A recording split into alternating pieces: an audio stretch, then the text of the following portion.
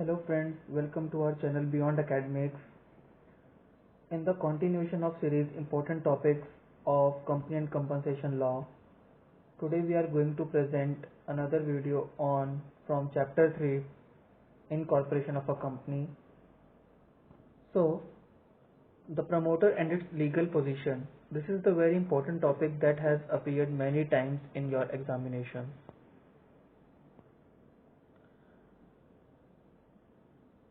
Promoter and it's legal position के बारे में जानने से पहले हम थोड़ा बेसिक्स जान लेते हैं। इनकॉर्पोरेशन ऑफ कंपनी होता क्या है। इनकॉर्पोरेशन का मतलब होता है registration.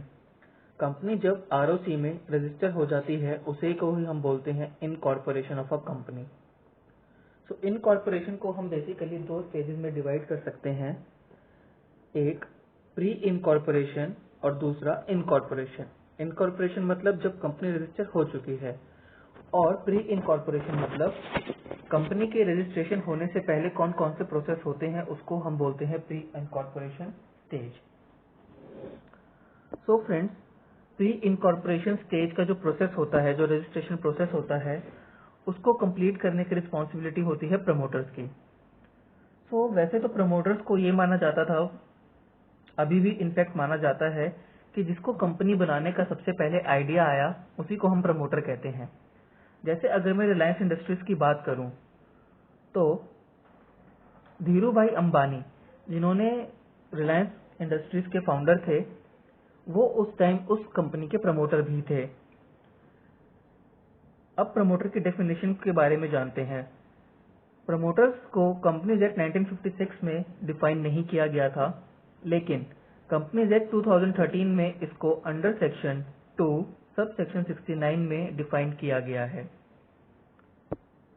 Under section 2 sub section 69 में प्रमोटर को बेसिकली हम 3 पॉइंट्स में डिफाइन किया गया है। PCA यानी कि प्रोस्पेक्टस, कंट्रोल और एडवाइस के बेसिस पे इसको याद करने का एक तरीका है। सो प्रमोटर्स की जो डेफिनेशन है कंपनीज एक्ट 2013 में, वो क्या कहती है। सबसे पहले हम देखते हैं P फॉर प्रोस्पेक्टस। अगर कंपनी के प्रमोटर का नाम प्रोस्पेक्टस में गिवन है या फिर एनुअल रिटर्न में, तो उसे हम प्रमोटर मानेंगे। Second, control, majority of board of directors appointed by him. अगर जो हमारे बोर्ड ऑफ डायरेक्टर्स हैं उसमें से ज्यादातर बोर्ड ऑफ डायरेक्टर्स को जिस पर्सन ने अपॉइंट किया है उसको हम प्रमोटर मान सकते हैं। Major policies and decisions power, जो कंपनी की मेन पॉलिसीज फ्रेम करता है, उसके आर्टिकल्स और मेमोरेंडम को बनाने में जो मेजर पॉलिसीज होती हैं जो बनाता है, उसका उस पर कंट्रोल हो तो उसको भी हम प्रमोटर बोल सकते हैं।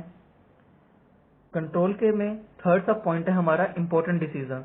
जो कंपनी के इंपॉर्टेंट डिसीजन लेता है उसको हम प्रमोटर बोल सकते हैं।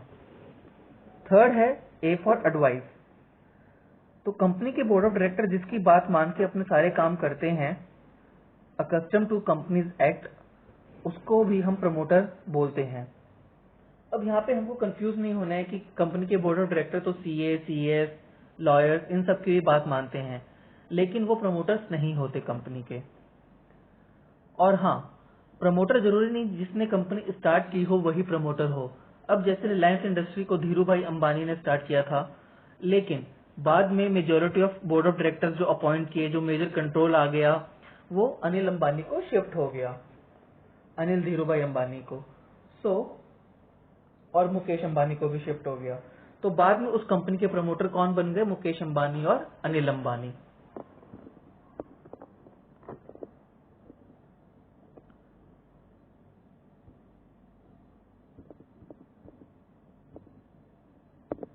अब बात करते हैं legal position of a promoter की। प्रमोटर को सेक्शन 2 सब सेक्शन 69 में डिफाइन किया गया है, लेकिन इसकी लीगल पोजीशन क्या होती है? क्या ये कंपनी का एजेंट होता है क्योंकि कंपनी के लिए काम करता है, या फिर ये कंपनी का ट्रस्टी होता है क्योंकि ये कंपनी के बेनिफिट के लिए काम करता है?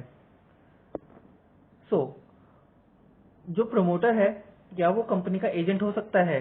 क्योंकि इसमें तो ये प्रिंसिपल एजेंट का ही रिलेशनशिप है, ये कंपनी के बिहाफ में एज एन एजेंट ही काम करता है उसको इनकॉर्पोरेट कराने के लिए। लेकिन हमने इंडियन कॉन्ट्रैक्ट एक्ट में पढ़ा है अपने फर्स्ट ईयर में, एजेंट और प्रिंसिपल का रिलेशन होने के लिए उस पार्टी को एग्जिस्ट होना पड़ता है, लेकिन कंपनी तो अभी कॉम्पिटेंट ही नहीं है कॉन्ट्रैक्ट में एंटर होने के लिए, क्योंकि उसकी कोई लीगल पोजीशन ही नहीं है, वो अभी तक इनकॉर्पोरेट ही नहीं हुई है। तो जो हमारा प्रमोटर है वो एजेंट तो नहीं हो सकता। तो फिर क्या ट्रस्टी हो सकता है? ट्रस्ट एक्ट हमने पढ़ा नहीं है, तो जब हम उसको पढ़ेंगे तो हमको पता चलेगा। लेकिन ट्रस्टी होता कौन है? जनरली हम देख लेते हैं, ट्रस्टी वो होता है जो अपने ऑर्गेनाइजेशन के लिए या अपने ऑथर के लिए उसके बेनिफिट के लिए काम करता है। ऑथर कौन होता है? जो ट्रस्टी को अपॉइंट करता है और जो ट्रस्ट को बनाता है। लेकिन कंपनी तो ऑथर है ही नहीं, क्योंकि कंपनी तो अभी ट्रस्ट बना ही नहीं सकती, वो लीगली इनकॉर्पोरेटेड ही नहीं है। सो हमारी फिर लीगल पोजीशन क्या हुई प्रमोटर की? कंक्लूजन ये निकला, प्रमोटर ना तो एजेंट है और ना ही ट्रस्टी है, बल्कि वो एक क्वासी एजेंट है और क्वासी ट्रस्टी है। आई होप आपको क्लियर हो गया होगा legal position of a promoter क्या होती है और प्रमोटर क्या होता है। इस वीडियो के भी नोट्स आपको पीडीएफ फॉर्म में बहुत जल्द प्रोवाइड करवा दिए जाएंगे, इस चैप्टर के भी और बाकी चैप्टर्स के भी पीडीएफ नोट्स अब आपको अवेलेबल आप देख सकते हैं। नीचे दिए डिस्क्रिप्शन पे लिंक करके वीडियोस को आप देखेंगे तो उसके एंड में आपको पीडीएफ के लिए लिंक मिल जाएगा। Thank you, keep watching, do subscribe and like our channel. Beyond academics signing of.